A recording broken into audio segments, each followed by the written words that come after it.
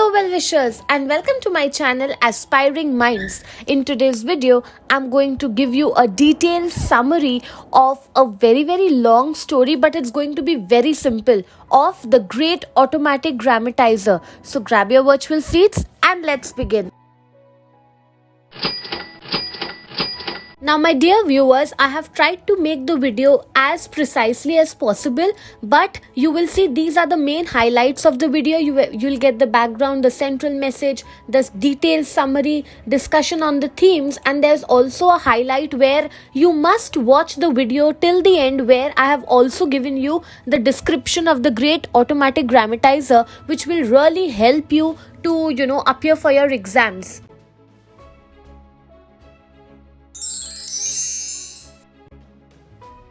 Let's know about Roald Dahl. Now you can see on your screens two very famous works of literature. You've got Matilda and Charlie and the Chocolate Factory. Yes, I'm talking about the author Roald Dahl. He was a British novelist, a short story writer, poet, screenwriter, and a fighter pilot as well. He used to generally write children's books. You can see two examples of it on the screens, and his stories often feature dark humor, unexpected twists, and imaginative worlds. And our story, I would like to place it into the world of imagination today. So let's decode. Now if you look at the story, it might look very long, but can you imagine there are only two characters in the story? We've got Adolph Knipe. He is an unsatisfied employee. He works at John Bolen company, who harbors the ambition of becoming a successful writer one day. And we have, of course, Mr. John Bolen. He's the head of the firm of electrical engineers where Adolph Knipe works.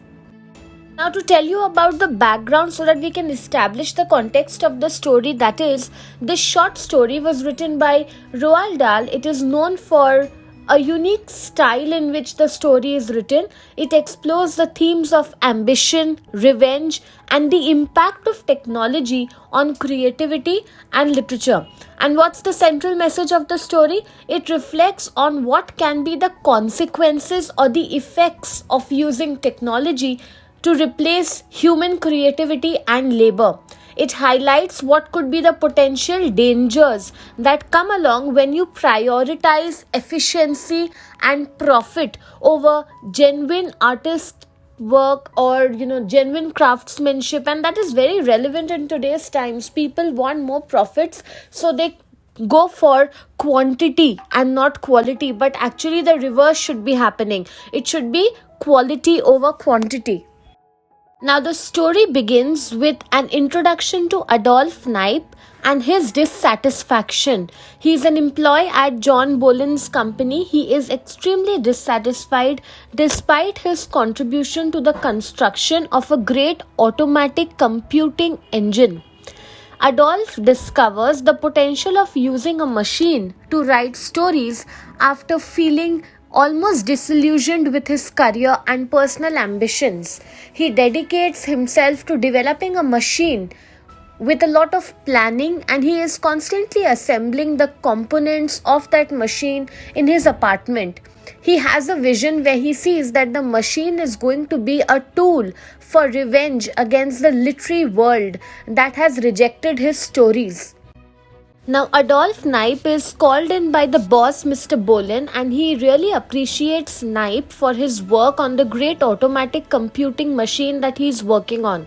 But Knipe is very unenthusiastic. He is having no energy. Even after hearing about the success of the computing engine, which is a part of that machine that he is making, it does not make Adolph happy. So Mr. Bolen suggests Knipe that you go for a vacation. But Knipe still seems to be troubled. So then after that we see that Adolph returns home and he thinks about why is he feeling so unsatisfied with his life, and then it also comes to his mind about his passion for writing.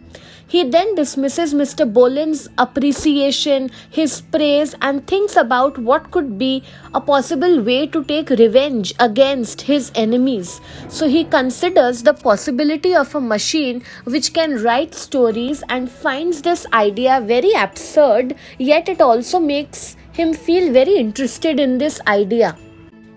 After this, there is the birth of an idea. Adolph explores the idea of building a machine which can write stories based on grammar rules and stored vocabulary.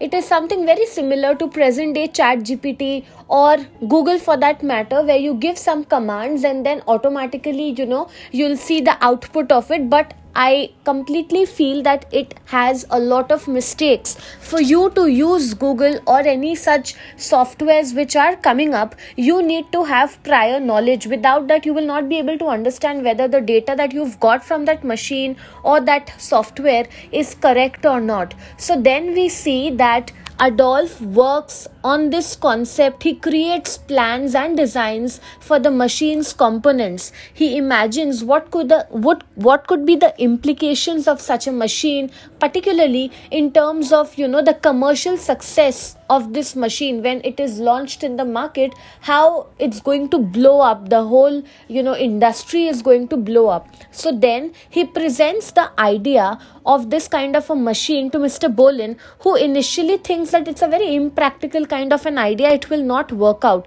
However, Adolph passionately argues that no, this particular machine that he'll develop is going to be very good. It will have a lot of commercial potential. That is, when it is launched in the market, it will be very useful for people, and he convinces Mr. Bolin to consider it seriously. So Mr. Bolin eventually also becomes very much interested about this idea, and he gives a thumbs up to Adolph to go ahead with this idea. So now what do we see? We see Adolph starts building the machine. Over the next few months, we see Adolph and Mr. Bolin working on building the story writing machine. They discuss the logistics, like what are the things that will go into it, the various plots, what could be the words that have to be fed into the machine, what are some of the commercial or marketing strategies that they will use to launch this, because it's like a product that you'll be launching in the market. So they discuss about it. There's a lot of work that goes on.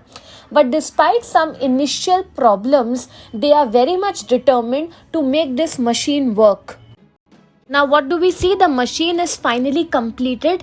It is placed in a separate building of the company premises. Adolph and Mr. Bolin prepare to test the machine's ability to write stories, though they encounter initial technical difficulties. Despite doubts and challenges, Adolph remains very, very positive or optimistic about the potential in this machine and how it's going to become a very successful one. And what is this machine? This is an automatic grammatizer machine which is capable of writing novels and stories with a lot of speed, accuracy and precision.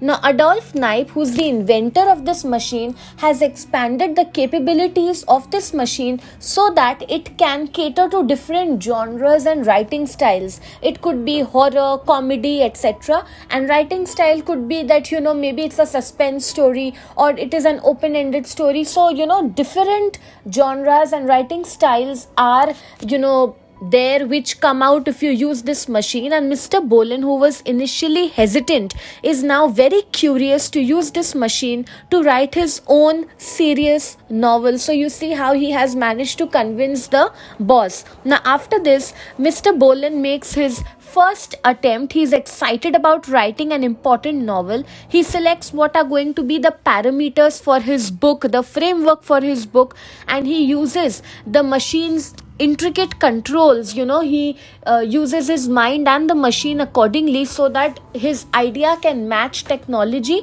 and he can bring out a good output. However, though he is very excited about the whole process and the machine's complexity, he panics and produces a very scandalous and an unacceptable novel because he's very new to using technology. Even for a layman, like a random person who has no knowledge and starts using any random machine, even ChatGPT for that matter, if you don't know how to use it, it is going to be a mess. I told you, you need to have the correct skill. You need to have initial knowledge. If you think as a student you will use it for your project work or whatever, excuse me for giving you wrong ideas, but if you do not have the correct knowledge of your own subject, whatever output comes out of it, you will not be able to judge whether it is right or not. So Mr. Bolen's first attempt has been terrible. It has been scandalous. His novel has not been a success at all. But Mr. Bolen, despite failing first time, he goes on for a second attempt. He tries again, and this time he successfully produces a novel that meets his expectations. The novel is accepted by a publisher, and it boosts Mr. Bolen's confidence in this machine. Then there is the expansion of this literary agency. That is, with the success of novels, Adolph Knipe proposes on expanding their agency or their company by hiring other writers. He suggests offering lifetime contracts to successful authors in exchange for seizing their own writing and allowing the agency to use their names. Now, what is happening basically, Adolph has come up with an idea that let's go to the very famous authors. We will tell them that they can be here at our company. They'll work here for their lifetime. They will not be allowed to publish independently. Whatever they want to write, whatever novel, story, whatever they want to write,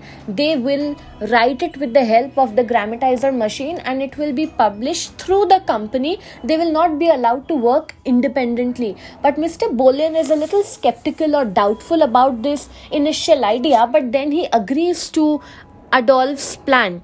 After this, Adolph embarks on a mission to convince prominent famous writers to sign contracts with their company. While some writers reject the offer outright, others respond and they agree to it. However, Adolph still manages to request and convince quite a significant number of writers to sign contracts, especially those writers who are struggling with creativity or any other such personal issues. Now, as more and more writers sign the contract, the Great Automatic Grammatizer becomes an increasingly dominant machine and, a product in the literary world.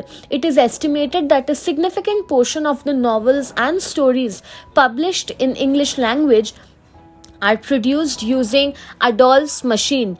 And this is how we see that the story ends with the narrator thinking about the widespread adoption of the machine and the consequences for writers who are resisting it. So, it is quite a difficult journey for the writers, because on one hand, they don't want to give up on their creativity. They want to write on their own and publish books. But on the other hand, if they don't change with the changing times, when a machine has come up and they are not using it, or they are seeing that there is a machine which is dominating the market, now if they do not follow that trend or become a part of the trend, they will become irrelevant.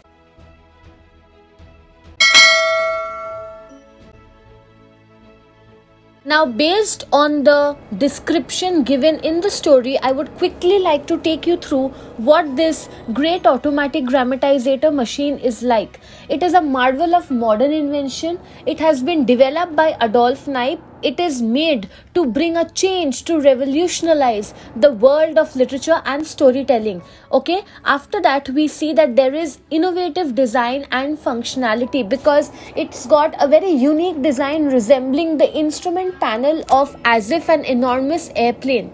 It is equipped with numerous dials, levers, buttons, gauges, meticulously arranged across 10 long rows, allowing for precise or exact control over the writing process. Okay, now let's see what it is all about. See, at the heart of the machine are a series of master or the main buttons which will enable the writer to make the primary or the initial decisions about the nature of writing. The writers can select from a range of options including historical, satirical, philosophical, political, romantic, humorous, whatever. Then the machine will also offer a vast variety of themes which will be accessible through the second row of buttons. The writers can choose themes such as army life, pioneer days, civil war, world war, racial problem, country life, childhood memories, etc.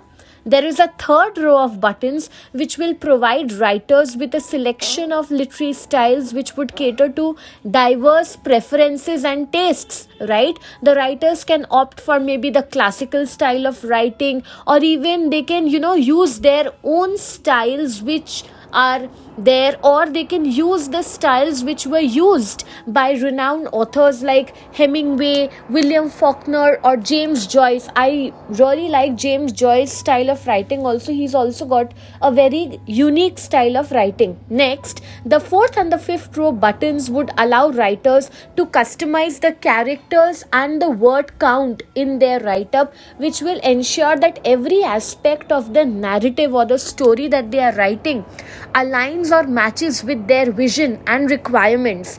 There will be real-time modulation, that is, during the process of writing, the writers can sit at the driver's seat and utilize a battery of label stops which are similar to organs controls. These stops will enable writers to modulate 50 different qualities, like they can see whether they want to include tension, surprise, humor, mystery, whatever they want to use. They can make their narrative very, very engaging at multiple levels. When they are writing and they feel that the story is not matching with what they want, they can stop, control, and change it accordingly.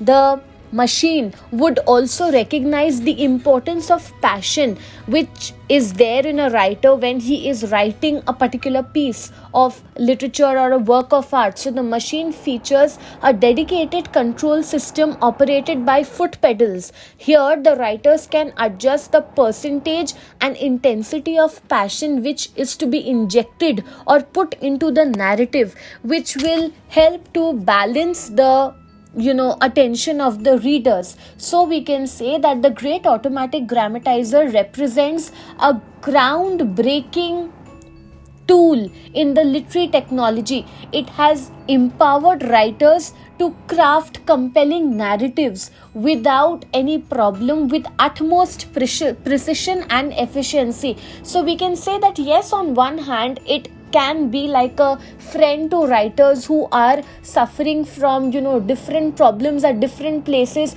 because when a person is trying to write something, there are a lot of problems that come their way, so it can solve problems, but at the same time it's left up to the readers to realize whether it will at all solve problems or not.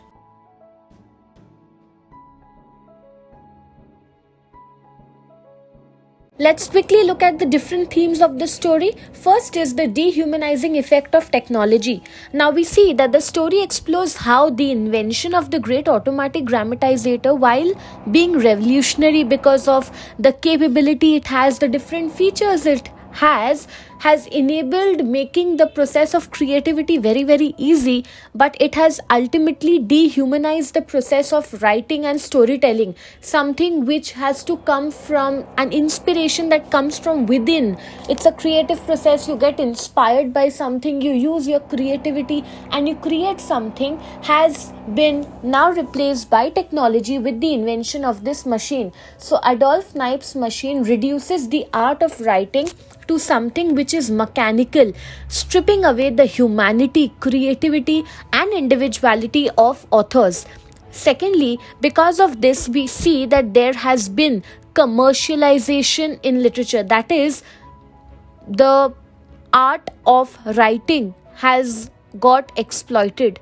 Adolph Knipe's pursuit of profit leads him to manipulate and persuade, to request writers into signing contracts where they cannot publish independently anymore. They'll have to publish through the company. So he has, through the development of the machine, taken control over the creative process of the writers. So the story highlights the commodification of art and the ethical dilemma surrounding commercialization of literature.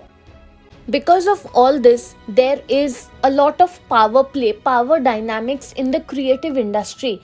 The Great Automatic Grammatizator sheds light on the unequal power dynamics within the creative industry. Now, when Adolph has developed this machine, he has influenced people and the resources which were otherwise used for invention. Through the development of this machine, he is exerting control over aspiring writers and established authors. So the story explores the theme of manipulation and the disbalance that occurs because of the difference in the creativity and the power dynamics which is at play, because the authors have no other option but to be a part of this company because of the invention of the machine. Otherwise they will not be at par with the changing times, and the writers who choose not to be a part of this company, they may not get the limelight or they may not get recognized because of this groundbreaking invention. Okay, and because of this we see that there is loss of authenticity and artistic integrity, because the story at its core delves into the consequences or the effects of authenticity, realness, originality being which will suffer rather for the sake of success and recognition. The authors ultimately want to be published, want to be recognized, and the only way they have once this machine has come into the market is to keep their authenticity aside and work according to what this machine had to offer. So the writers had to succumb to the Great Automatic Grammatizer, so their unique voices, their creative freedom, the way in which they could write, their personal expression, all this kind of gets compromised. So the story serves as a cautionary tale against compromising one's artistic principles in the pursuit of fame and fortune. So that's it from this video. I hope you liked it. Do hit the like button, subscribe to my channel for more such future updates. Thank you for watching. Bye.